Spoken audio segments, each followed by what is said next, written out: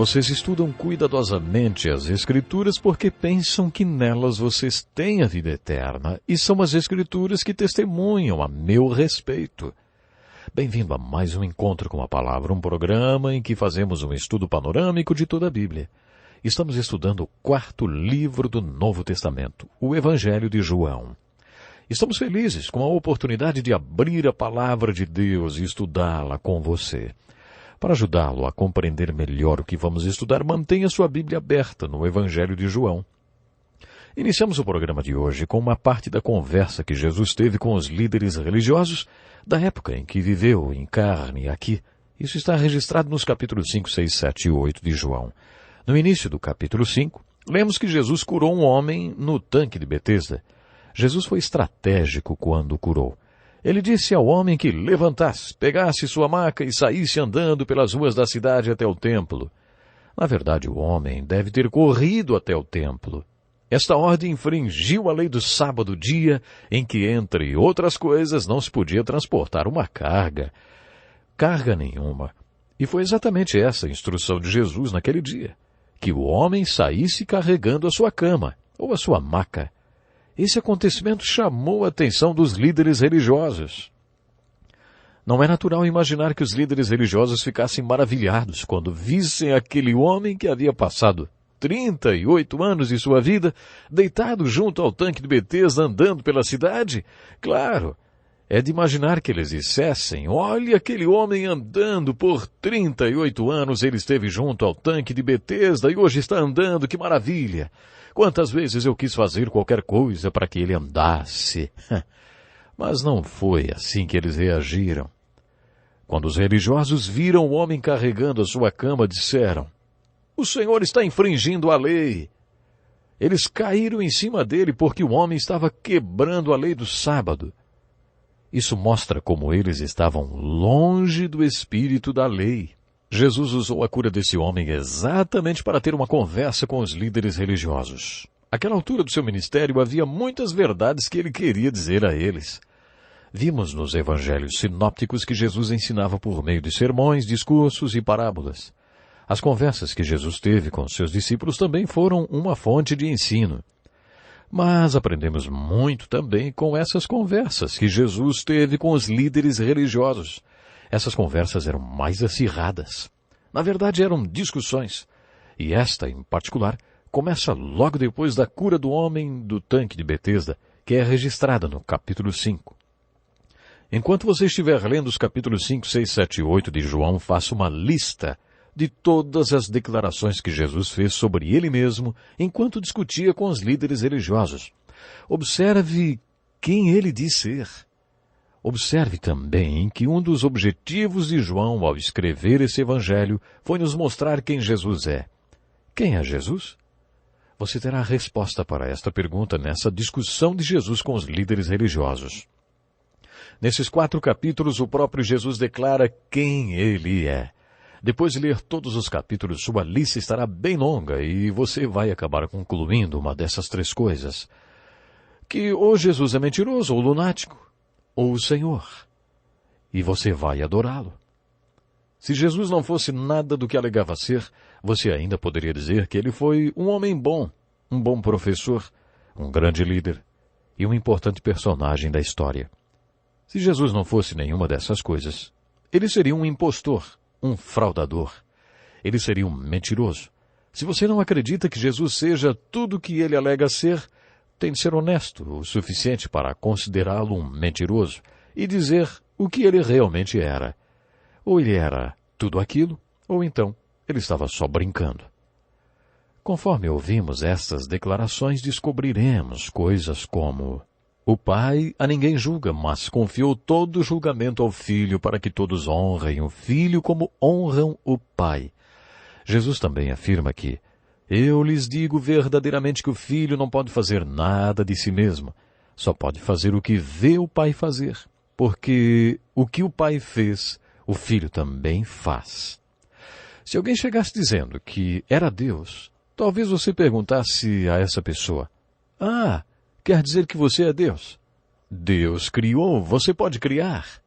Jesus alegou que também é o Criador. Aí poderíamos dizer: Deus é eterno. Você é eterno. Enquanto a discussão entre Jesus e os líderes religiosos continuava, os judeus disseram, você ainda não tem 50 anos e viu Abraão? E Jesus respondeu, antes de Abraão nascer, eu sou.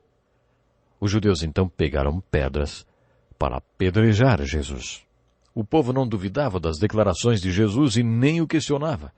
Também não o aclamou como rei nem filho de Deus, mas também não quis apedrejá-lo.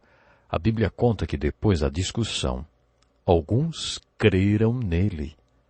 Jesus voltou para os judeus que haviam crido nele e disse, se vocês permanecerem na minha palavra, verdadeiramente serão meus discípulos e conhecerão a verdade, e a verdade vos libertará. Aí os judeus se dividiram. Alguns queriam apedrejá-lo e até ameaçaram fazê-lo. Outros o chamaram de Senhor. E de fato o seguiram e tornaram-se seus discípulos. Faça a lista das declarações de Jesus, as declarações que ele fez a respeito de si mesmo, e veja quem é Jesus para você. Um mentiroso, um lunático ou o Senhor? Os judeus haviam dito a Jesus que não havia evidências e que ele fosse quem dizia ser. Jesus respondeu, vocês enviaram representantes a João e ele testemunhou da verdade. Eu tenho um testemunho maior que o de João, a própria obra que o Pai me deu para concluir e que estou realizando, testemunha que o Pai me enviou. João tinha dado testemunho de Jesus e eles não acreditaram. Jesus estava fazendo obras maravilhosas e eles também não acreditaram. Jesus tinha feito muitos milagres em Jerusalém e alguns tinham acreditado nele por causa destes milagres. E agora eles tinham mais esse milagre do tanque de Betesda. Será que iriam crer? Quando Jesus foi batizado, o próprio Deus Pai deu testemunho de Jesus dizendo dos céus, este é o meu Filho amado, em quem me agrado. Os judeus já tinham tido evidências suficientes para crer que Jesus era e é o Filho de Deus. As próprias Escrituras davam testemunho de Jesus e os judeus não enxergavam. São as Escrituras que dão testemunho a meu respeito. A questão é que eles não tinham que crer em Jesus intelectualmente. A fé é uma questão de moral e escolha. Certa vez conduzi um debate entre alunos de direito. E num determinado ponto daquela discussão senti vontade de dizer para um dos jovens, isso é uma questão de moral e de escolha. A questão é, você quer crer que Jesus Cristo é Deus? Você quer aceitar as consequências e reconhecer a autenticidade do cristianismo? Senti que aquilo tinha causado algum impacto nele. Depois de encerrado o debate, alguns alunos me procuraram e disseram que havia uma razão para a resistência daquele aluno. A conversa tinha atingido seu estilo de vida, a questão da moral e de optar por mudar de vida, e todos sabiam que ele tinha uma amante. Essa era a questão, o seu estilo de vida moral. Eu tinha tocado no cerne da questão. Jesus fez a mesma coisa com aqueles religiosos. Evidências de que ele era o Filho de Deus e eles tinham o suficiente. A questão era o estilo de vida que eles teriam que mudar. Eles não queriam ir a Jesus. Eles não queriam mudar nada. Na lei judaica, eram necessárias apenas 2 testemunhas para provar alguma coisa. Jesus apresentou testemunhas incontestáveis de que era o Filho de Deus e eles só não aceitariam Jesus se não quisessem. No capítulo 5, Jesus disse, como vocês podem crer se aceitam glória um dos outros, mas não procuram a glória que vem do Deus único? Eles estavam sempre procurando a aprovação dos outros, mas não a aprovação de Deus. Era como se Jesus dissesse, como vocês crerão desse jeito? Vocês não estão preocupados com a aprovação vertical, aquela que vem de Deus em olhar para cima e ver se estão agradando a Deus ou não. Vocês estão no nível horizontal, sempre buscando a aprovação dos outros. Como crerão desse jeito? No capítulo 5, João responde à pergunta, quem é Jesus? Mas ele também responde a outras perguntas. Lembre-se, devemos buscar em todos os capítulos as respostas para aquelas perguntas. E a primeira é, quem é Jesus? João a respondeu sem deixar qualquer dúvida. A pergunta seguinte é, O que é fé? Fé é moral e fé é escolha. A fé não é intelectual. É isso que Jesus está dizendo no capítulo 5. A fé não tem a ver com intelectualidade. E por último temos a pergunta: o que é vida no capítulo 5 de João? A resposta para esta pergunta nos leva para o homem do tanque de Betesda. A vida é plenitude. É estar completo e conseguir sentir-se inteiro. Mais uma vez vemos que vida é nascer de novo. Vida é ir para Cristo e se relacionar com Ele, sabendo que fomos aprovados por Ele. Essas são as respostas do capítulo 5. O capítulo 6 começa com um milagre, o milagre da multiplicação dos pães. Chegamos a falar desse milagre quando estudamos o seu relato nos evangelhos sinópticos, por isso não nos aprofundaremos novamente no assunto. Mas depois desse milagre em que Jesus alimentou 5.000 homens, e se incluirmos mulheres e crianças chegaremos a quase 20.000 pessoas, ele deu um sermão muito importante conhecido como Sermão do Pão da Vida. No capítulo 4, ele disse que é a água da vida e mencionou uma das necessidades básicas do homem: saciar a sua sede. Jesus disse: quem beber da água que eu lhe der, nunca mais terá sede. Jesus ilustrou o novo nascimento e a vida eterna. No capítulo 6, Jesus falou sobre outra necessidade básica do homem, saciar a fome. E ele declarou: eu sou o pão da vida. Um dos sermões de Jesus mais difíceis de ser entendido é o sermão do pão da vida. Estudiosos acreditam que a parte mais difícil desse sermão é aquela em que Jesus responde à pergunta: o que é fé? Toda vez que você toma um copo de água, tem a ilustração do que é fé. Imagine que você estivesse morrendo de sede e segurasse nas mãos um copo de água que pudesse saciar sua sede. Como conseguiria que a água saciasse sua sede? Você precisaria tomar a água pela fé e depois experimentar que realmente a água matou sua sede. Jesus está dizendo: eu sou a água viva e você tem sede de vida. Como você vai se relacionar comigo de modo que eu possa saciar a sua sede? Assim como você bebe a água para saciar sua sede, você precisa se apropriar de mim, me receber, crer em mim e passar a ter um relacionamento comigo. Você precisa me seguir. Jesus falou a mesma coisa no Sermão do Pão da Vida, quando ele falou sobre o seu sangue e sua carne. O que ele estava dizendo era tudo que se refere à minha morte, o meu sangue, e todo o significado que a minha morte pode ter para você. Você precisa beber. Você precisa crer com sinceridade. Você precisa se apropriar. Você precisa viver e experimentar. Jesus teve uma vida fantástica na terra. Ele nos mostrou graça e verdade, também como Deus quer que nós vivamos. Quando olhamos para a vida de Jesus descrita nos Evangelhos, entendemos o que é vida eterna. Quando Jesus fala sobre comer sua carne, ele está se referindo a outra ilustração de fé. No capítulo 6, ele afirma que é o pão da vida e relaciona sua vida com o pão que sacia nossa fome. Nós comemos esta vida, nós apropriamos dela. Nós recebemos esta vida que é o pão da vida. A vida que Jesus viveu durante 33 anos nos mostrou como saciar nossa fome de vida. A vida de Jesus mostrou como Deus quer que você viva a sua vida. Devemos responder de maneira adequada à vida de Jesus. Devemos nos apropriar da sua vida.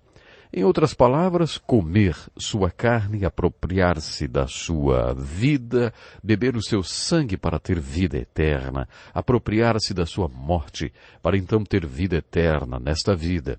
Esse foi o ensino de Jesus com o Sermão do Pão da Vida. Só que Pedro não entendeu tudo que Jesus falou. Aliás, a maioria dos discípulos não entendeu. Muitos desistiram de seguir a Jesus porque para eles fé era aquilo que conseguiam entender. Creio que Pedro tinha o dom da fé, porque mesmo sem entender ele creu. Há momentos na nossa vida em que não entendemos nada. É quando temos de construir a ponte da fé. Às vezes andamos na luz por vista, mas em outras vezes temos que andar no escuro, somente pela fé. Apesar do 6º capítulo de João ser conhecido como Sermão do Pão da Vida, pão não é o seu assunto principal. Na verdade, é trabalho. Observe o contexto do Sermão do Pão da Vida. Jesus estava discutindo trabalho. As pessoas perguntaram a Jesus: o que precisamos fazer para realizar as obras que Deus requer? E Jesus respondeu: crer naquele que me enviou. Nesse sermão, Jesus nos mostrou qual era a filosofia do seu ministério. Desci dos céus não para fazer a minha vontade, mas para fazer a vontade daquele que me enviou. Algumas pessoas rejeitaram as palavras de Jesus, mas ele disse: parem de me criticar. Ninguém pode vir a mim se o Pai não o atrair. Todos os que ouvem o Pai e dele aprendem, vêm a mim. Jesus estava dizendo àquelas pessoas e a nós também algo muito empolgante. É possível ser um veículo através do qual Deus faz sua obra. A obra de Deus é o trabalho mais empolgante que você pode realizar. Isso não quer dizer que todos foram chamados para serem pregadores ou missionários. Não importa o que você faça, mas deve fazer com a convicção de que está onde Deus quer que esteja e fazendo o que Ele quer que faça. Talvez seja no mundo dos negócios, ou com uma carreira como médico ou advogado, ou ainda como dona de casa em tempo integral. Talvez Deus tenha escolhido para você ser um mecânico, não importa. O que importa é que você tenha a convicção que está fazendo a obra no lugar que Deus escolheu para você. Muitos estão trabalhando na lavoura, nas fazendas. Não importa. Preste atenção. O que importa é que você tenha a convicção que está fazendo a obra no lugar que Deus escolheu para você. Uma das maneiras de Deus nos mandar para o lugar que Ele escolheu para nós é o momento em que temos que ganhar a vida. Nesse momento você tem que ir à luta e isso coloca ao lado de pessoas carentes de vida espiritual e de fé em Jesus. Foi sobre isso que Jesus falou no Sermão do Pão da Vida.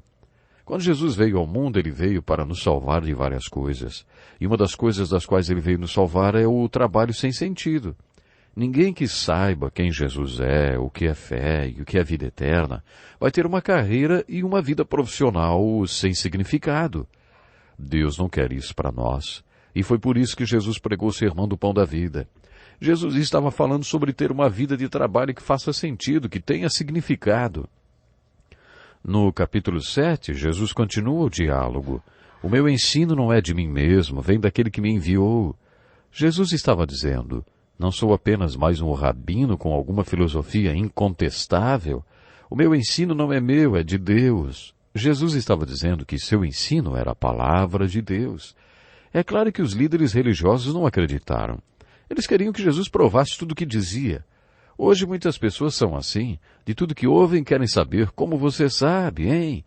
As pessoas querem saber como temos certeza que a Bíblia é realmente a palavra de Deus. Lá no livro de Gênesis, Satanás fez uma pergunta semelhante. Foi isso mesmo que Deus disse, é?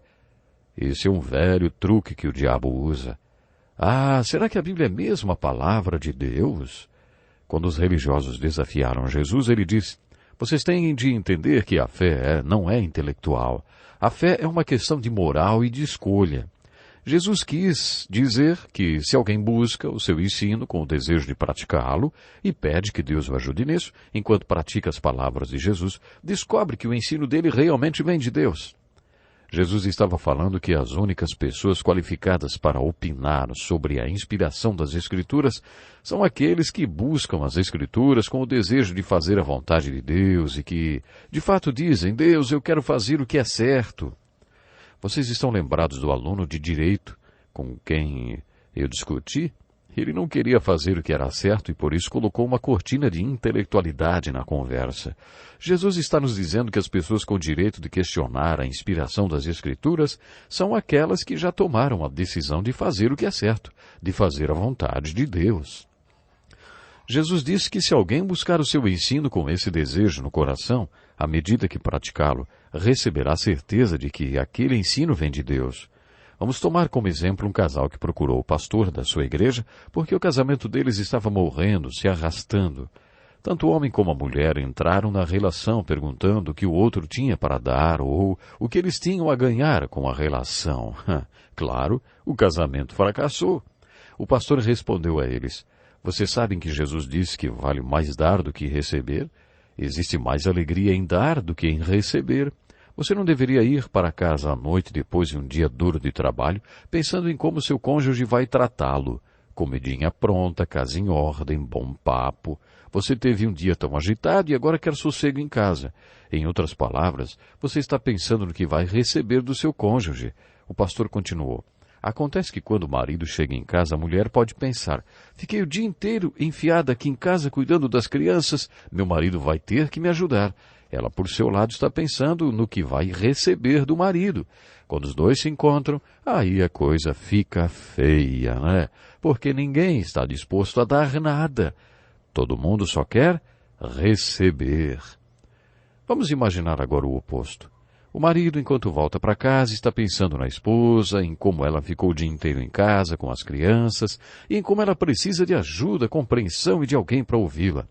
Esse marido decide ajudá-la mesmo que também esteja cansado.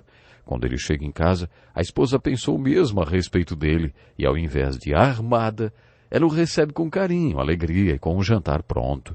Esse tipo de disposição não acaba com casamentos. Tenho visto casais passarem por uma revolução no casamento por causa dessa atitude. Pessoas que antes tinham como a pessoa mais importante na vida o seu próprio eu, o seu ego, né? Colocaram o cônjuge no centro da sua vida. Alguns casais vêm me contar como seu relacionamento mudou depois que passaram a aplicar esse princípio. Existem na Bíblia mais de 500 ensinamentos de Jesus parecidos com este. Experimente o próximo. Jesus disse, como provamos que seu ensino vem de Deus, que é a palavra de Deus. Ele diz que se buscarmos com o desejo de fazer a vontade de Deus, vamos acabar crendo. A questão não é entender intelectualmente, a questão está na nossa vontade. O intelectual diz, se você me convencer, eu mudo. Tente me convencer racionalmente, intelectualmente, e aí eu faço a escolha, e aí minha vontade muda. Jesus disse que é o contrário. Você toma a decisão com ele e a confirmação intelectual vem depois. A certeza intelectual virá depois que a escolha pelo compromisso tiver sido feita. Todo aquele que faz a vontade de Deus vai descobrir se o ensino é de Deus ou do homem.